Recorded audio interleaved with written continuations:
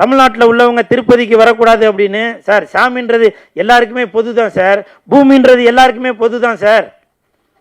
அந்த சாமியையும் பூமியையும் யாருமே தடுக்க முடியாது சார்.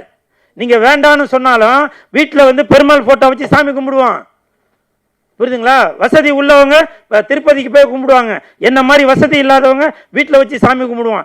ஆனால் பெருமாள் என்பவர் எல்லாருக்குமே பொது சொத்து சார். அது நீங்கள் தான் வரணும், நாங்கள் தான் வரக்கூடாதுன்னு சொல்ல முடியாது சார். அது ஏன்னா உங்களுக்கு தெரியும், நீங்களும் ஒரு மிகப்பெரிய ஆன்மீகவாதி. நீங்கள் பல கோயில்களுக்கு போயிருக்கீங்க, நீங்கள் பண்ண விஷயங்களை நான் வீடியோவில் பார்த்துட்டு தான் சார் இருக்கேன். தயவு செய்து சார், இந்த மாதிரி நம்மளுக்குள்ள ஒரு பிரிவினை வேணாம் சார். தமிழ்நாட்டுக்கும் தெலுங்கு மக்களுக்கும் எப்பவுமே ஒரு நட்புறவு இருக்கு, சரிங்களா? தயவு செய்து கேட்டுக்கிறேன், நீங்கள் இந்த இடத்துல இல்லை. ஒருவேளை இந்த வீடியோவை நீங்கள் பார்த்துட்டு கொண்டு இருந்தால்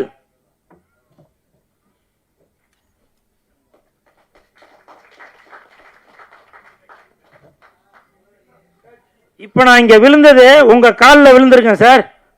ஏன்னா நீங்கள் ஒரு மிகப்பெரிய ஆன்மீகவாதி, உங்களுடைய காலில் விழுறதுல எந்த ஒரு தப்பும் இல்லைன்னு நான் நினைக்கிறேன், புரியுதுங்களா? ஒரு சாமியோட காலில் விழுந்ததா நான் நினைக்கிறேன், ஒரு பெருமாளோட காலில் விழுந்ததா நான் நினைக்கிறேன்.